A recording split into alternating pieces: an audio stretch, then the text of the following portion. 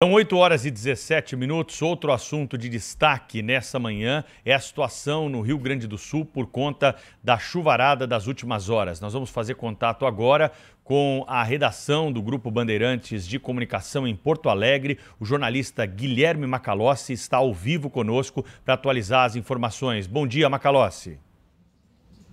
Bom dia, Pedro. Bom dia, Thaís, Cláudio e também Sônia. A situação do Rio Grande do Sul é caótica por conta dessa massa de ar, esse sistema meteorológico que entrou em V no Rio Grande do Sul e avançando até o Uruguai.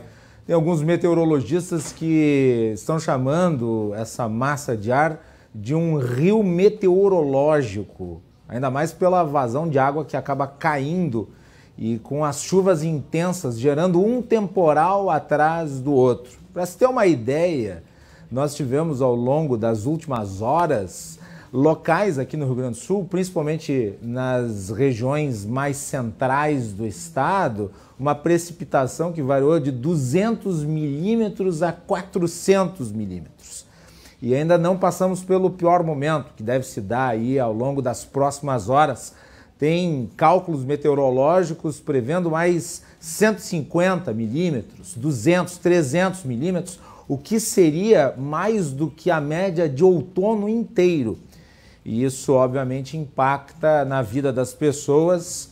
Tem mais de 100 municípios que estão afetados pelas chuvas, com destruição de infraestrutura, milhares de pessoas que tiveram perdas, desalojados, desabrigados e até o momento 8 mortos. São mortos de cidades como Paverama, Pantano Grande, Itaara, Encantado, Salvador do Sul, Segredo e Santa Maria.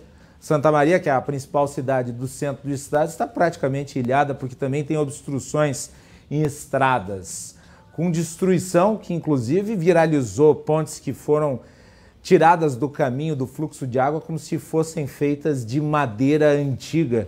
E na realidade eram grandes estruturas que haviam, em alguns casos, sendo recuperadas recentemente de chuvas recentes. As imagens produzidas, elas nos remetem aos piores momentos de 2023.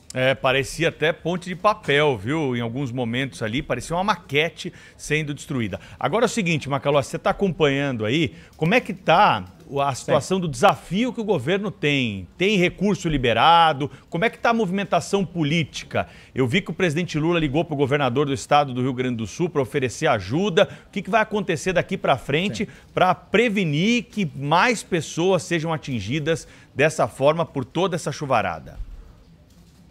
Olha, Pedro, a gente pode estabelecer um comparativo com o episódio anterior, as chuvas intensas no final de 2023.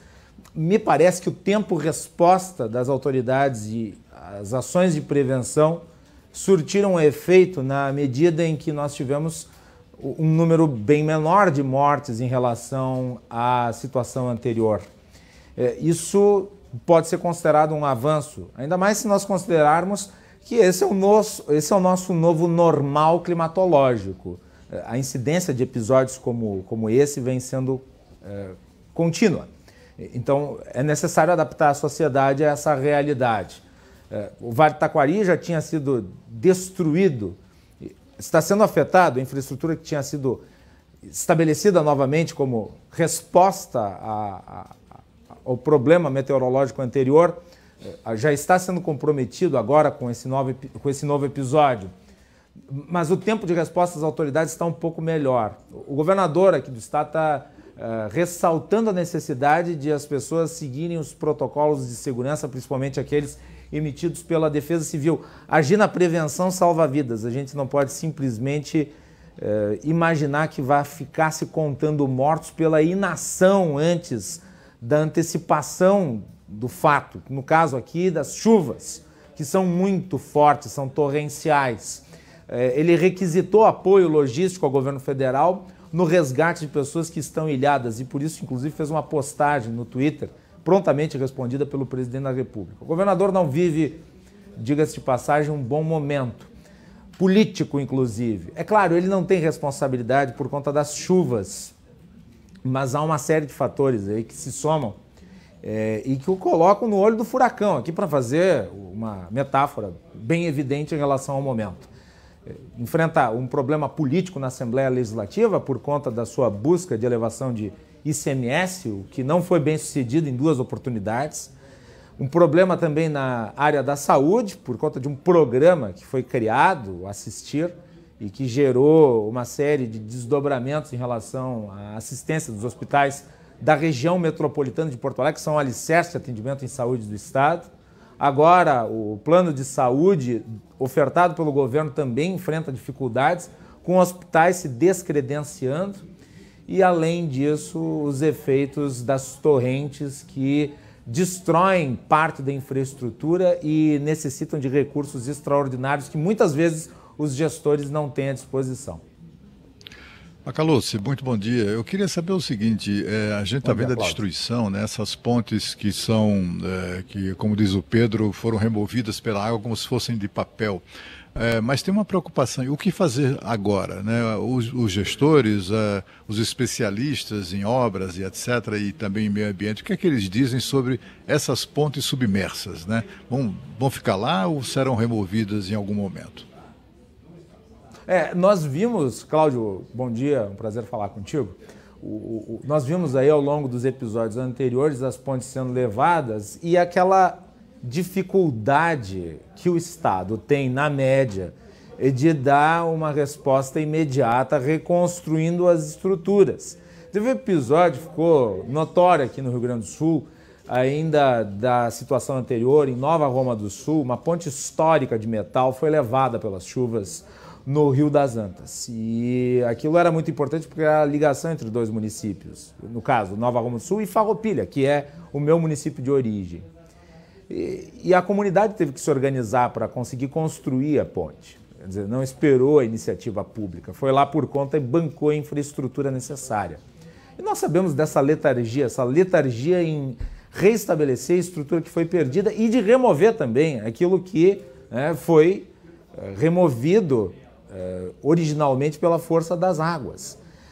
Então, existe o déficit logístico que se cria a partir da incapacidade do Estado de tomar ações rápidas e consistentes para reestabelecer a infraestrutura básica, mas também tem um outro déficit que você chama a atenção, que é do material destruído, que muitas vezes acaba sobrando no leito dos rios, também pela demora da retirada. Isso se observa em muitos locais no interior do estado do Rio Grande do Sul.